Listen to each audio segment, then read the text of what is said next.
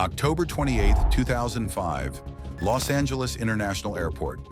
FBI agents watch a Chinese couple approach their departure gate for Hong Kong. Hidden in their luggage, an encrypted disc disguised as an English learning CD. The disc contains blueprints for America's most classified submarine technology. Secrets worth billions, decades of naval research, the key to tracking and destroying American submarines. At 11:30 that night, agents arrest the couple's brother at his small house in Downey, California. His name is Chi Mak, a 65-year-old engineer, a naturalized American citizen, a trusted employee of a Navy defense contractor for 17 years. The FBI believes he arrived in America as a sleeper agent. For nearly 3 decades, he waited, climbed, and stole. How did one man spend 27 years stealing America's most sensitive naval secrets while hiding in plain sight? 1978. Chi Mak arrives in the United States from Hong Kong with his wife. He carries a modest suitcase and a dream of a better life. Mak settles in Southern California. He finds work as an electrical engineer and makes few friends. In June 1985, Chi Mak and his wife, Rebecca Lewa Chu, become naturalized United States citizens. They pledge allegiance to the flag and swear to defend the Constitution against all enemies, foreign and domestic. The oath is a formality. Chi Mak has already chosen his loyalty. In 1988, Mak joins Power Paragon, a defense contractor based in Anaheim, California. Power Paragon is a subsidiary of L3 Communications, one of the largest defense companies in America. 95% of their work involves United States Navy technology. Mak specializes in electrical engineering. He works on propulsion systems for Navy ships and submarines. His expertise grows, reputation rises, and colleagues consider him the go-to engineer for complex technical problems. In 1996, the United States government grants Chi Mak a security clearance at the secret level. The clearance opens doors to the most sensitive projects in the American military. Mak now has access to classified engineering details for Navy destroyers and nuclear submarines. He walks through defense facilities as if he belongs and earns the trust of Navy officials who work alongside him.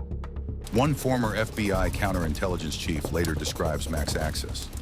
Chi Mak could wander the submarine manufacturer electric boat as if he was one of their own. For years, Mak waits for instructions from Beijing.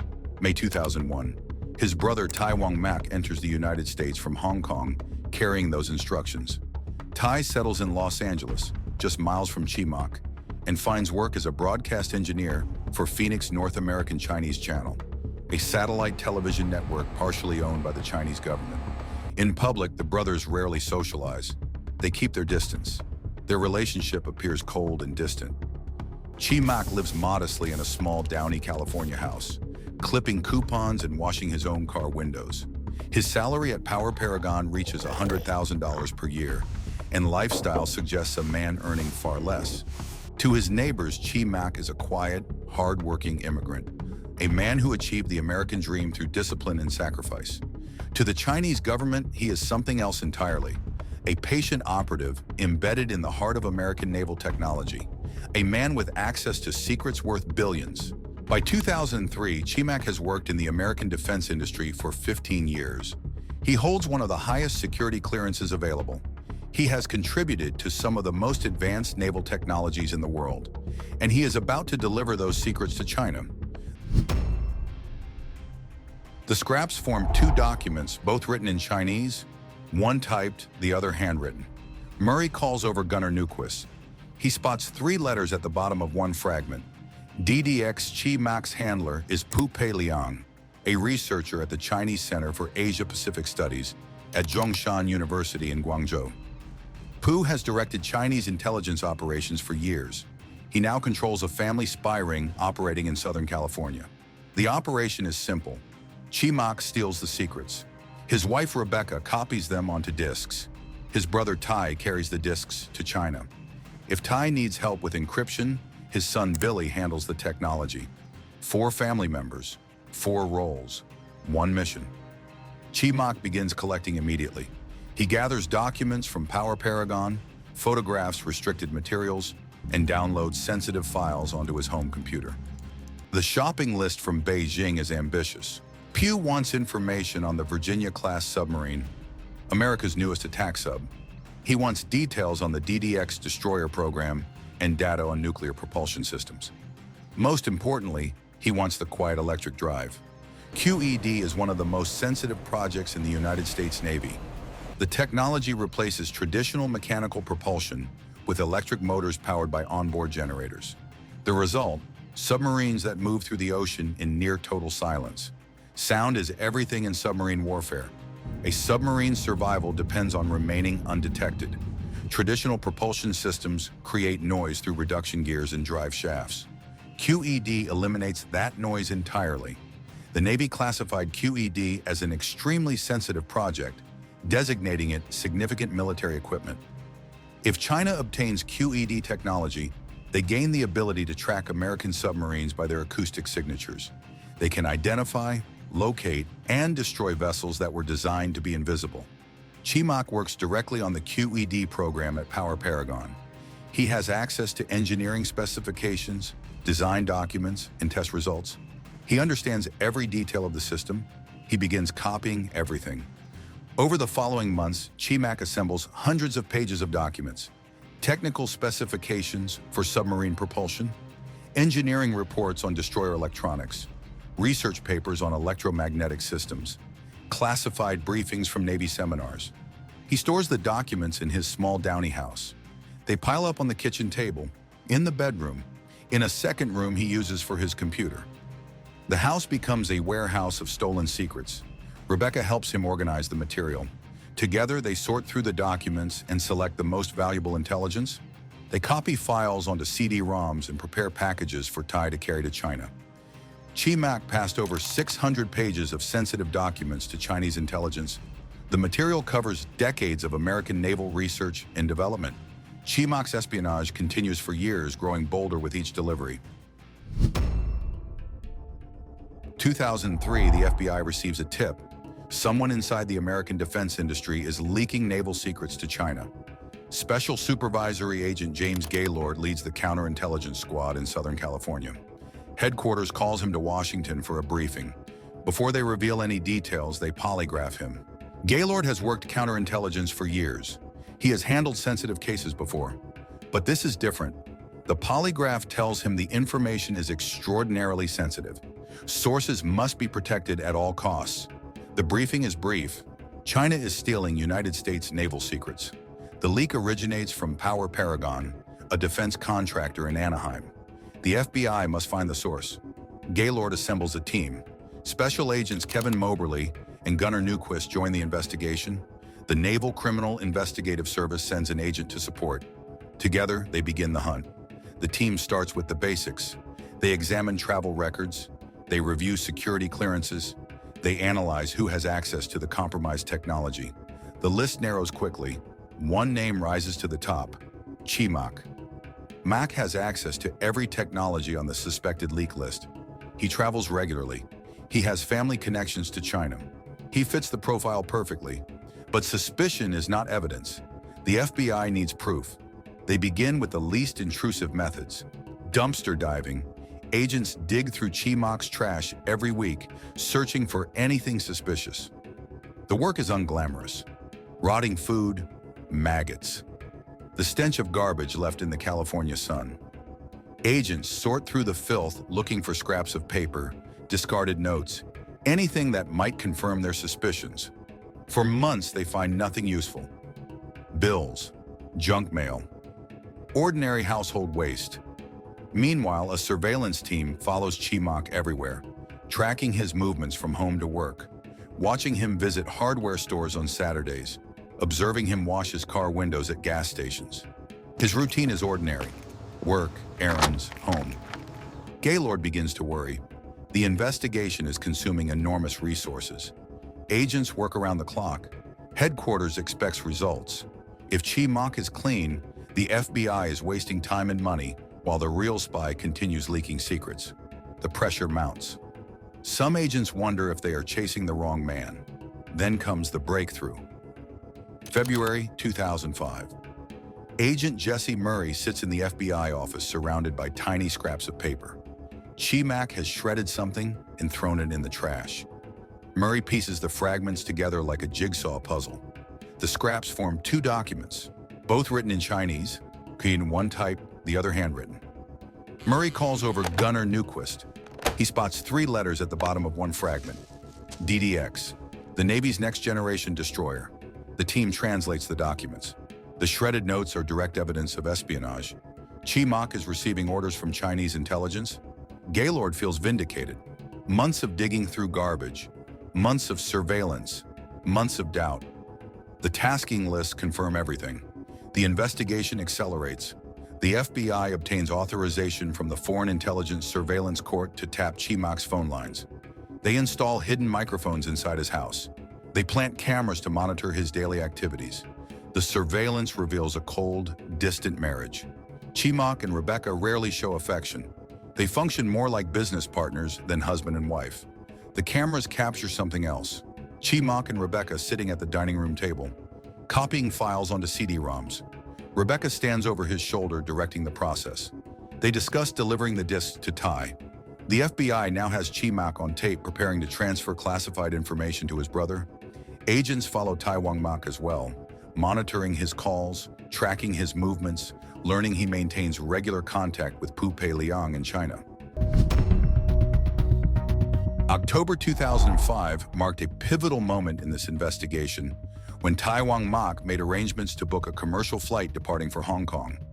Multiple surveillance teams had been carefully positioned and were actively monitoring Tai Mak and his wife Fook Lee as the couple made their way out of their residential property. Their son Billy Mak took on the responsibility of transporting his parents to the airport, driving them in his vehicle and depositing them at the passenger terminal building.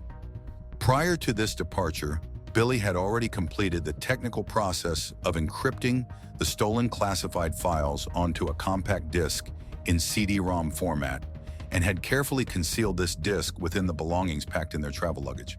The Federal Bureau of Investigation agents had strategically established and were maintaining a careful outer perimeter around the entire airport facility, keeping the terminal building under constant observation.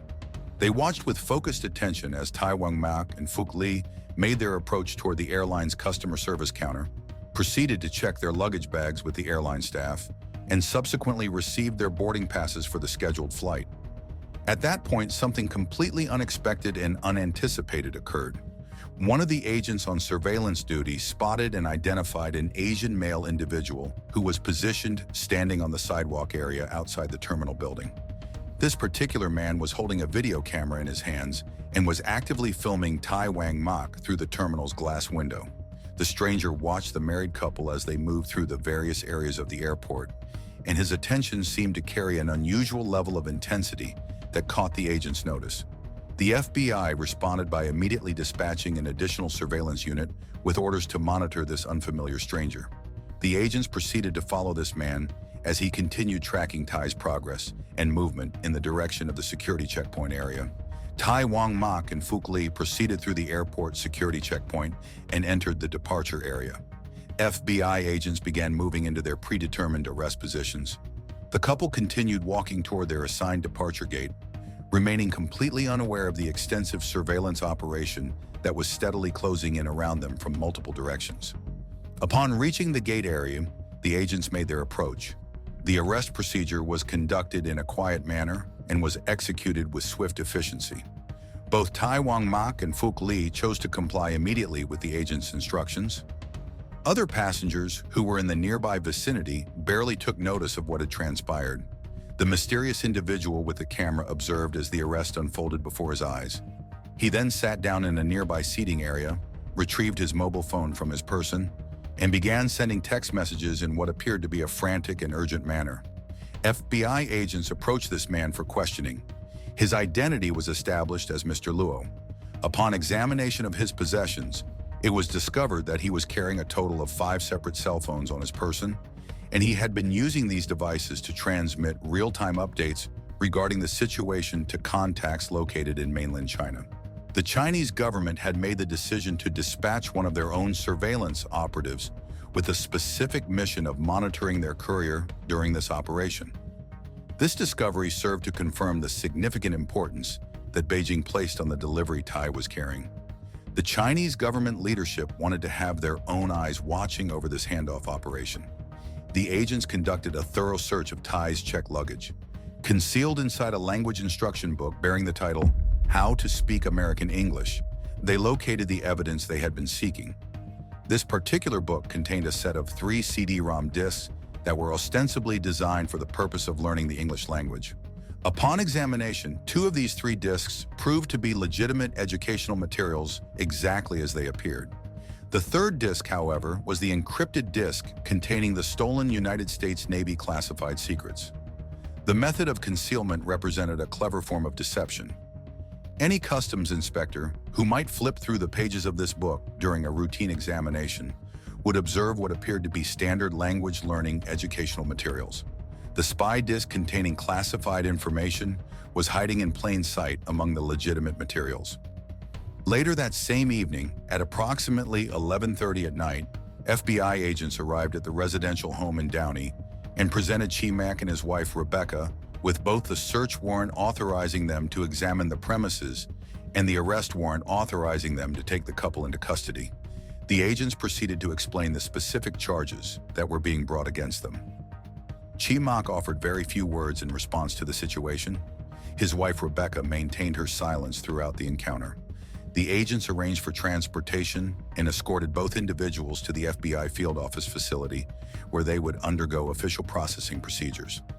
Following years of continuous surveillance activities, months of intensive investigative work, and thousands upon thousands of hours dedicated to this case, Special Agent James Gaylord finally found himself seated directly across from the individual who had been his primary target for so long.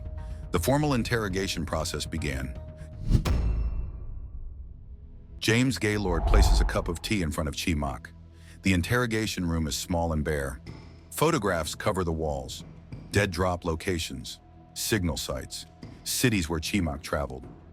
Evidence of decades of betrayal surrounds him. Gaylord pulls out the shredded tasking lists, now reassembled. He slides them across the table. "I pulled this out of your trash," Gaylord says. "I put it together. This came out of your trash." Chi Mak stares at the documents. His hand reaches for the cup of tea. The cup has been empty for 40 minutes. He brings it to his lips anyway, buying time to think. Chi Mak mutters, "Don't ask me." Gaylord leans forward. "You tore up this note so people would just see gibberish. But I know what I'm looking for. I know what you're doing." Chi Mak attempts to explain. He claims the documents are his own notes. He insists he wrote them himself. Gaylord doesn't buy it. The document is typed in Chinese. Chi Mak lacks the equipment to create it. Someone sent it to him. The question hangs in the air, unanswered. The interrogation continues for hours. Gaylord and his team believe they have him cornered. The evidence is overwhelming. The tasking lists, the surveillance footage, the encrypted disc, the arrest of his brother at the airport. But Chi Mak refuses to break. He denies the accusations and deflects every question Gaylord throws at him.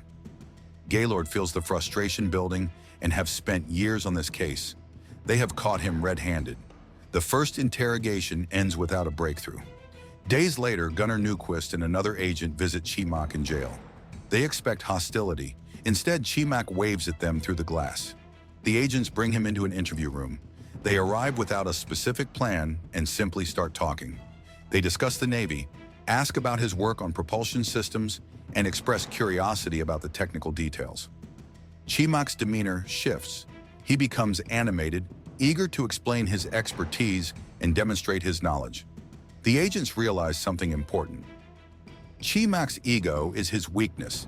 He wants to be the smartest man in the room and recognition for his brilliance. Chi Mak opens up. He discusses the significance of the technology he worked on. He explains how valuable it would be to China and admits he wanted to help his homeland modernize its navy. Newquist asks the critical question, would helping China also hurt the United States Navy? Chi Mak pauses. For a moment, the mask slips. He admits that helping China means hurting America. FBI policy allows the agents to document his admission in notes rather than recordings. Chi Mak later denies ever confessing, but the damage is already done. On May 10, 2007, a federal jury in Santa Ana, California, finds Chi Mak guilty on all counts: conspiracy to export defense technology, acting as a foreign agent, making false statements to federal investigators. The verdict comes after less than 3 days of deliberation. On March 24, 2008, Judge Cormac J. Carney sentences Chi Mak to 24 years and 5 months in federal prison. We will never know the full extent of the damage that Mr. Mak has done to our national security, Judge Carney writes. A lengthy sentence will provide a strong deterrent to China not to send its agents here to steal American military secrets. The rest of the family faces justice as well. Tai Wang Mak pleads guilty. Rebecca, Phuc Lee, and Billy Mak plead guilty. All serve prison time and eventually deported to China. Chi Mak dies in federal prison on October 31, 2022, at the age of 82. The technology he stole helped accelerate China's naval modernization by decades. American intelligence officials believe his espionage significantly closed the gap between the United States Navy and the Chinese fleet. One FBI agent summarizes the damage simply. This case probably murdered the Navy. Chi Mak arrived in America with a suitcase and a mission. He spent 27 years fulfilling that mission. He betrayed the country that welcomed him, the colleagues who trusted him, and the oath he swore to uphold.